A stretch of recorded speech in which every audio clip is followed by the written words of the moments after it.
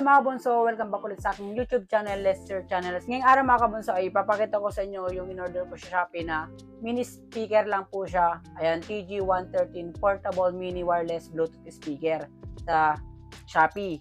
And bago natin simulan ng lahat, intro muna tayo.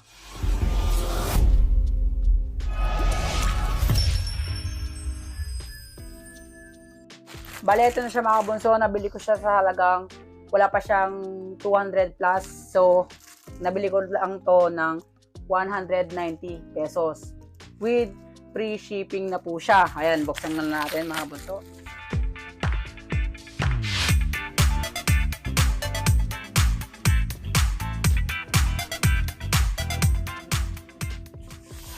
Wow! Ito po siya mga kabunso. Kung makikita nyo siya, naka-box siya. Then, meron pa siyang another box dito sa loob. Ayan. Kung makikita niya dito sa side ay for use with these devices, iPad, phone, pad, phone, iPad, at saka PC. Ayan, kung makikita niya siya dito. Then, dito pa sa pinakalikod niya, andito po yung mga color. Ayan. Andito po yung mga color, red, black, green, gray, dark blue, at saka yung parang, ayan, army. Yung in-order ko po mga kabunso ay kulay black. Then, ito po siya, portable wireless speaker. Ayan, portable wireless speaker. Wireless playing time niya is 3 to 4 hours. Then, meron po siyang play USB storage devices with mic for hands-free for call function. Buksan lang natin. Then, ito na po siya. Tignan natin kung kulay black nga. Papatingin ko muna sa inyo mga kabunso. Ayan. Anong kulay? Ayun, nahulog pa. Ito po sa box niya ang nakalagay ay yung kanyang cord na maiksi lang to, alam ko. Ayan, maiksi lang siya. Maiksi lang po siya. Then, ito pong pinaka-speaker niya is naka-plastic pa. Ayan. Then, dito po sa loob niya is yung JBL na tatak niya. Pero JBL lang po ito mga bunsa, na JBL lang siyang local. Ayan. Ito po yung pinaka-speaker. Ikot lang po natin. Ayan. So, dito sa speaker po ay wala po ako nakitang defect niya. Ewan ko lang po kapag sinindahan ko. Dito po mga bunsa is may hawakan siya dito sa taas. Ayan. Pag bitbitan, pwede natin dalhin kung saan. Sa bukid. Kung mag-swimming tayo. Ayan. Kung outdoor tayo, umalis, padadala natin to. Dito po tayo sa harap niya. Dito po yung micro USB charge niya. Then, ito po yung USB. Pwede po tayo mag-input ng USB dito. Then, ito po yung headphone jack niya. Then, dito po yung SD card na isasalpak po. Dito naman po sa harap ay nandito po yung kanyang volume, plus and minus. Then, dito po sa gitna niya is yung pause at saka yung play.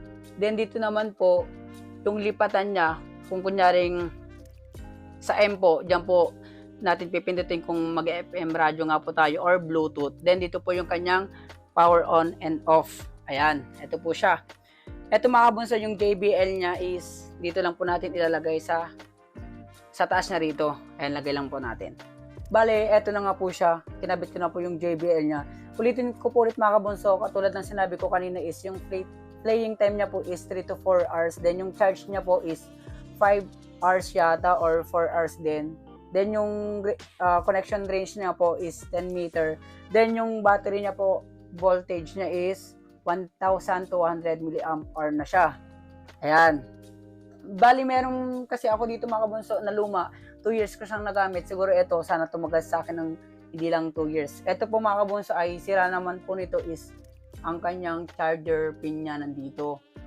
Bali hindi ko po siya magawa. Pero pwede po yung battery niya at saka yung battery at saka yung speaker niya. Hindi ko lang po siya masindi kasi nga po na low bat na po siya. Ito po siya yung dating speaker ko po. Then ito po ngayon yung binili ko sa Shopee sa halagang 200 lang po, 190 pesos. Ayan, nabili ko po siya. Ngayon mga kabunso is itetesting natin siya. On lang po natin.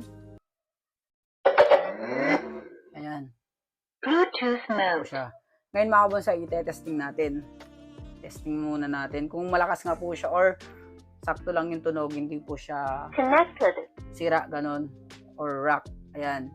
Bali mga kabons, hindi ko pa po pala in charge to. Tignan natin kung malakas po ba siya or malakas lang. Kasi kapag hindi siya full charge dito is hindi siya masyadong malakas. Kung full charge naman po is malakas na malakas siya. Tignan po natin kung maganda nga po yung sounds. Ayan.